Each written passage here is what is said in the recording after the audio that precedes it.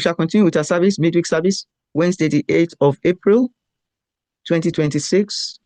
Our Bible study, the Wednesday after Easter Monday, as we go into the Word of God with the message of God,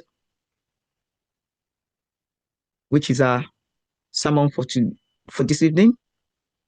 And the topic is power of resurrection. The power of resurrection. If Jesus did not resurrect, our salvation cannot be complete. Our salvation will be mocked. And we will not have that salvation. Without the resurrection of Christ Jesus, we don't have salvation. It's the resurrection of Christ Jesus that gave us the salvation. It's the resurrection of Christ Jesus that confirmed the everlasting life. That surely we will not die. Surely death is a gate that we have to pass through to the everlasting. Death is the end of our beginning. Death is the end of our beginning. Because our beginning will start after we pass through the door, the gates of death, to everlasting life. The same way Christ went through it, the same way every human being will go through the same thing. There's life after death. The life after death is not ordinary life, it's everlasting life. If not for the resurrection of Christ to confirm it, to be the first of the living dead, the firstborn of the dead that are living, the firstborn of the dead that live forever. Christ is the first. He resurrected, ascended, life. People were watching him going up. That confirmed my salvation, your salvation, everlasting life. That is to say, surely we have everlasting life. Because Christ resurrected. Christ is alive. Christ conquered death. After conquered death, he conquered the grave. After he conquered the grave, he conquered the world. Those wicked priests, those Jews, the rulers, Christ conquered them because his prophecy came to pass. That is why we have salvation. It's the resurrection that gave us, that confirmed, that authenticates our salvation, that confirm it. The proof of our salvation is the resurrection. It's also the proof of everlasting life. Let's look in the book of Luke. Luke.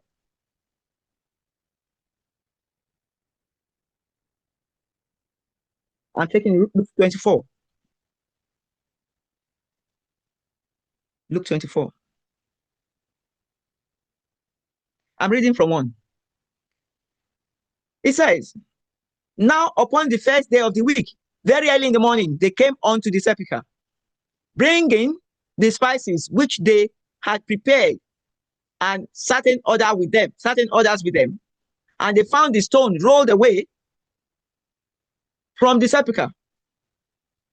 And they entered in and found not the body of the Lord Jesus, because he's not there, because he's not dead, because he's alive. That's why they couldn't find his body. And it came to pass, as they were much perplexed thereabout, behold, 2 men stood by them in shining garments.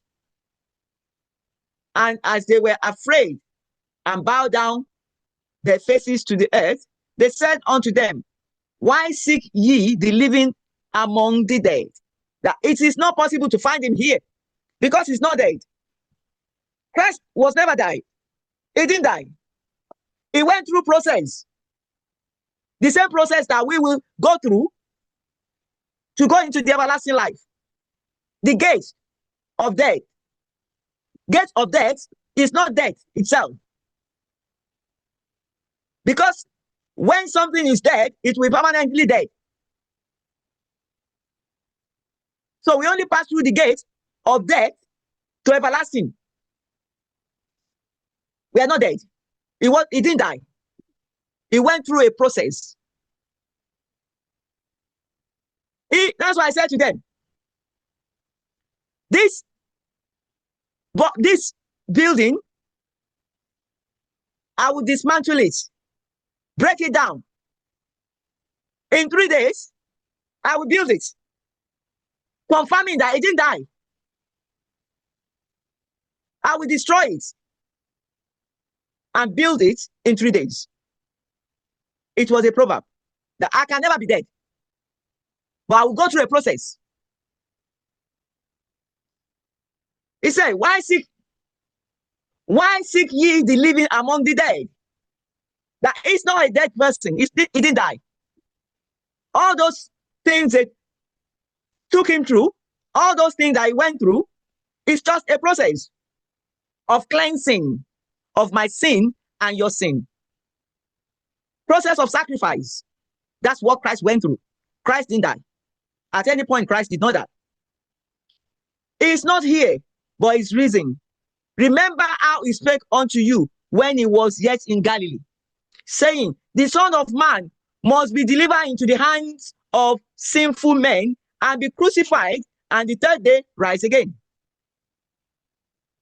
And they remember his words and returned from the sepulchre and told all these things unto the 11 and to all the rest. It was Mary Magdalene and Joanna and Mary, the mother of James, and other women that were with them, which told these things unto the apostles. And their words seemed to them as idle tales. That, what are you talking about? He said, and their words seemed to them as idle tales, and they believed them not. Then arose Peter and ran unto the sepulchre, and stopping down, he beheld the linen clothes laid by themselves, and departed, wondering in himself at that which was come to pass. Christ did not die. Christ went through a process of sacrifice for the cleansing of my sins, your sin, and the sins of the world. And behold, 2 of them went the same day to a village called Emmaus, which was from Jerusalem about 80 furlongs. And they talked together of all these things which had happened.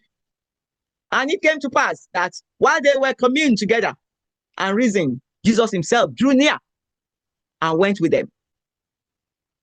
But their eyes were holding that they should not know him. They wondered that, do we know this person? Is this person familiar? But they did not know who he was. And he said unto them, what manner of communication are these that ye have one to another as ye walk and aside? And one of them, whose name was Cleopas, answering, said unto him, art thou only a stranger in Jerusalem, and hast not know the things which are come to pass there in these days? That, are you a stranger around here? Don't you know what is happening around here? And he said unto them, what things? And they said unto him, concerning Jesus of Nazareth, which was a prophet, mighty indeed, and word before God and all the people. And how the chief priest, did you hear that? And how the chief priest and our rulers deliver him unto be condemned to death, and have crucified him. But we trusted that it has been he which should have redeemed Israel. That is one of the purposes that Christ came. But they refused to be redeemed. And beside all this, today is the 3rd day since these things were done. Jesus is not reveal himself to them. He was just playing along with them. That, okay. Why? Because There is still duty. There is still more for Christ to do, to complete salvation. But it's the power of resurrection that gave us redemption, salvation, everlasting life. If Christ is not resurrect, that mission cannot be accomplished.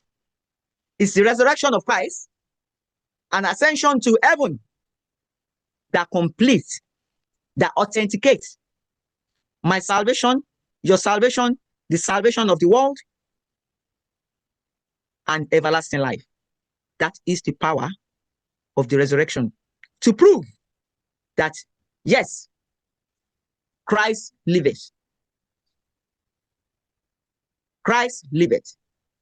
And everlasting life is assured, is so sure. So let us know that and remember that. Our salvation, our redemption, and the ticket of our everlasting life is not something we want to joke with. Because the power that gave it to us is the mighty power, which is the power of Almighty God. In the Lord God bless his word. Heavenly Father, we thank you. We give you all the glory. We give you all the honor. We say, be thou glorified, our Father, our God. May your name be praised forever. Eternal glory of heaven, eternal rock of ages, everlasting Father, King of heaven. Take glory, Father. We thank you for your word, for your message. Let it resonate with our spirit, body, and soul. Let it energize our spirit, body, and soul. And let it be a permanent blessing in our life. For I pray in Jesus' mighty name. Amen, amen, amen, amen. In Jesus' mighty name. Hallelujah, hallelujah, hallelujah, hallelujah to the Lord of heavens. Glory, glory, glory. Glory be to Almighty God in the most high place of heavens. In Jesus' mighty name. Amen.